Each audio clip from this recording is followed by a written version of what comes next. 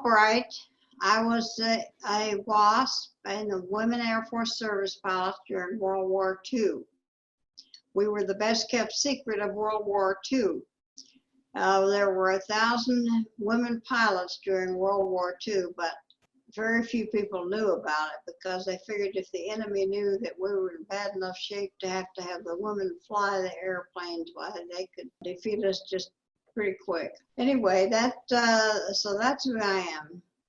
I got interested in flying when I was 8 years old. My dad took me out to a pasture where there was an old plane landed and was taking people up, and he asked me if I wanted to go up, and I said yes. So I got to go up in an open cockpit airplane when I was 8 years old, and I must have put that in the back of my mind because after I finished college and started taking flying lessons. So by the time Pearl Harbor and all that, I already had my private license and enough hours to qualify.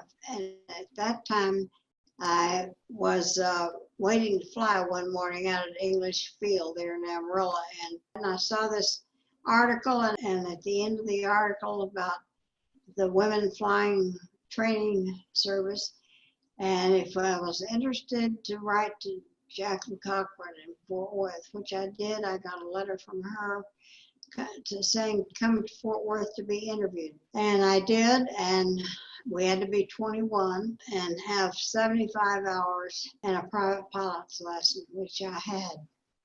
So I was accepted into the 7th class. We had the same training as the men. We were the first women to be trained and fly the military airplanes. In primary, we flew the PT-19. In basic, we flew the basic trainer. And then in advanced, we flew the AT-6 and the twin-engine C-78. I went in May of 1943 and finished in November, got my wings. There were 20 out of our class picked to go to B-25 transition school. The girls hadn't flown B-25s before. Maybe some of them had that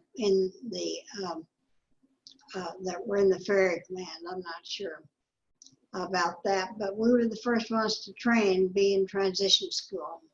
We logged about 165 hours between November and the middle of February, which was a lot of hours to log in that length of time.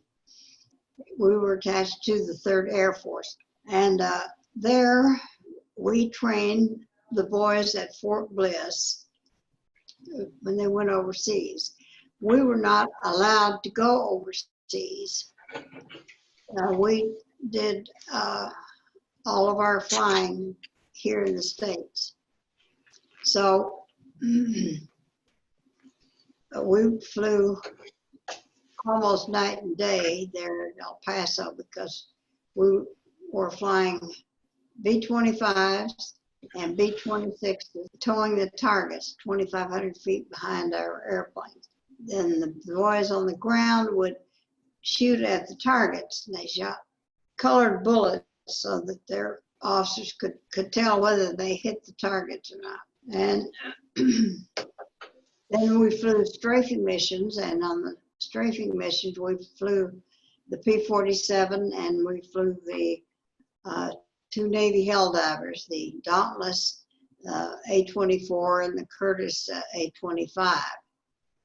We would go up then just practically over their heads. They were supposed to jump out of the truck and hit the ground, which sometimes they did and sometimes they didn't. It was a lot of fun for us to do that anyway. And then at night, we flew the twin-engine Beech, the AT-7, the AT-11, to train the boys to using searchlights. We'd fly a pattern and then they would try to find it with the searchlights. One night we were towing targets at night for them to find the target, and the flak started breaking in front of us rather than behind us, which was not a very good idea. So we called and told them we had to do a little evasive action, get away from where they were shooting, and told them that we were going back to base. We cut the target and let it go, and we were going back to base, and when they learned to shoot better, we can come back. So we were there until December 1944, when the war was winding down, and they decided that they had enough pilots. A lot of the pilots were coming back from overseas, and so they needed to get rid of the women. Now, technically, we were with civil service, so we were technically not military. Although everybody thought we were, we had all the respect of officers. Everybody thought we were officers, but we were technically with civil service. Therefore, we didn't get any rides home or anything, but we were deactivated on December 20th of 1944. Had no veteran status because we were in civil service. Our files were sealed for over 30 years. And we finally got our veteran status after going through Congress and really fighting for that in 1977, when they announced that they were now training women in the Air Force, and that was the first time women had flown military airplanes. Well, that kind of got our dander up, and so we went to Washington, D.C. Several of the girls did. I did not go, but I sent some of my files and did what we had to do to get another bill through Congress, and Barry Goldwater helped us and finally got our veteran status. I had a brother who was also in the Air Force. He was not a pilot. He was a crew chief on B-25 and he was stationed in Sicily. And when he was sent home to be mustered out, that he had to come clear to El Paso, where I was stationed. So I met him when during those days, you mostly took Greyhound buses to go clear across the country. And I told him that I had arranged with my commanding officer that he would let me have a B-25 to take him home to Amarillo. And he said, oh no, I can just take the bus. So I said, no, we're going to fly. So one of the other girls that I flew with, he was not very happy to get in to the B-25 with his little sister as pilot. And but he sat back where the crew chief usually sat. Did not look very comfortable at all. Tommy Thompson was with me, so Tommy and I had decided that unbeknownst to him, we would do the Doolittle takeoff. And so we taxied down to the end of the runway there, and of course with that kind of takeoff, you hold the brakes really tight and then run the engines up almost full speed and then turn the brakes loose and you get off the ground pretty fast. That's what Doolittle had when he had the B-25s bombing Japan. They had to take off of a carrier, so they had to learn to get those B-25s off the carrier real fast. Well, my brother was not too happy. He was just white. He was sitting back there thinking this was probably his last day on Earth. So when we got over Canyon, I told him I thought we ought to go down and buzz our hometown. And he didn't think that was necessary, but we did it anyway.